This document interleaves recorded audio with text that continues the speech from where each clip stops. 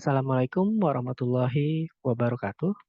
Perkenalkan, nama saya Dava Syarif Catur Sardianto dengan NIM 202023 Saya dari Universitas Dharma Persada, jurusan Teknologi Informasi tahun 2020. Pada kali ini, saya akan menerangkan tentang BFS atau yang biasa kepanjangannya dari Breadth First Search.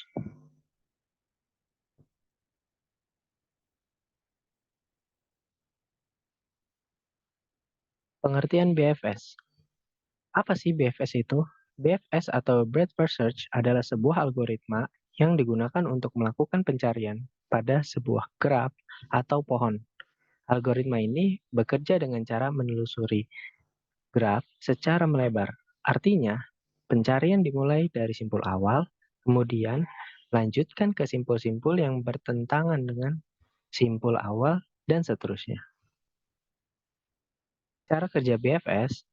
Cara kerja dari algoritma BFS adalah dengan menelusuri grafik secara berlapis-lapis, dimulai dari simpul awal atau sumber, kemudian menelusuri simpul-simpul tetangga secara bertahap. Terlebih dahulu, menelusuri simpul-simpul yang paling dekat dengan simpul awal sebelum menelusuri simpul yang lebih jauh. Algoritma ini menggunakan struktur data antrian atau QW untuk mengatur urutan penelusuran simpul. Nah, fungsi BFS itu apa sih? Nah, fungsi BFS ini itu sering digunakan dalam masalah yang memerlukan pencarian jalur terpendek atau terdekat dalam sebuah grafik. Nah, contohnya dalam masalah penyebaran virus, pencarian rute terpendek dalam jaringan transportasi, atau pencarian jalur terpendek dalam permainan seperti puzzle atau game petualangan. Algoritma BFS juga dapat digunakan untuk memeriksa apakah suatu grafik memiliki sambungan atau tidak, yang biasa disebut connected graph. Nah, di sini saya ada contoh kasus penggunaan BFS dalam Python untuk mencari jalur terpendek pada peta jalan. Nah, di sini ada gambar yang saya buat, yaitu di sini ada A, B, C, D, E, F dan H, dan sini juga ada G. Nah, ini nanti kita akan mempraktekkan bagaimana sih cara penggunaan algoritma BFS tersebut. Oke, sekarang saya akan jelaskan di sini saya sudah membuat, contoh algoritma BFS dengan menggunakan Python ya. Di sini saya menggunakan aplikasi Replit untuk menjalankannya, program yang saya buat. Ini kita run aja. Nah, mungkin sebelum kita jelasin bagaimana kok, eee, di sini hasilnya seperti ini ya. Nah, di sini ada program untuk mencari jalur terpendek. Dimulai dari A dengan tujuannya yaitu H. Nah, di sini saya akan menjelaskan codingannya tersebut ya. Nah, di sini ada mengimplementasi algoritma BFS untuk mencari jalur terpendek pada peta jalan. Nah, di sini kita import dulu nih dari koleksi.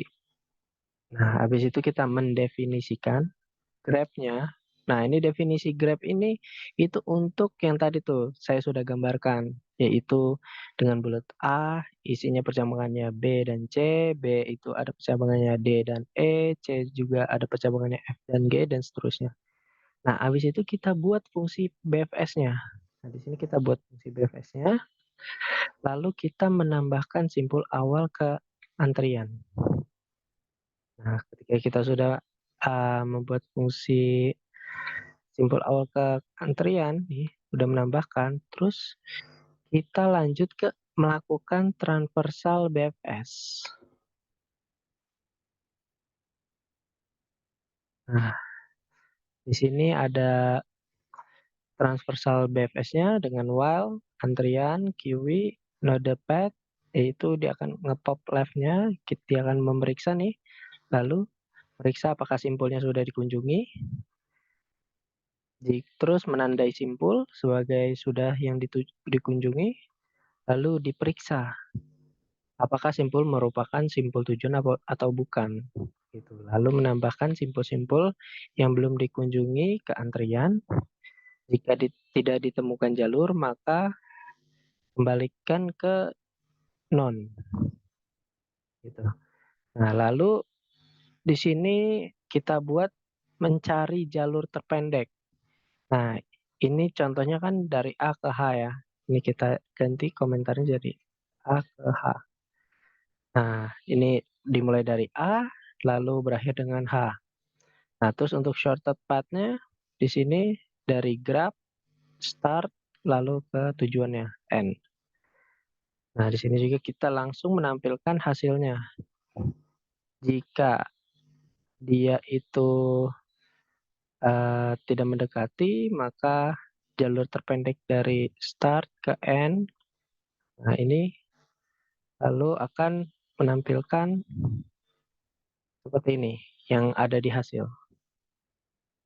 Nah, kenapa bisa di hasil? Karena yang tadi yang kita lihat ya, ini dimulai dari A ke H. Nah, di sini untuk A ke H, berarti dia melewati apa? Melewati C, F, dan H.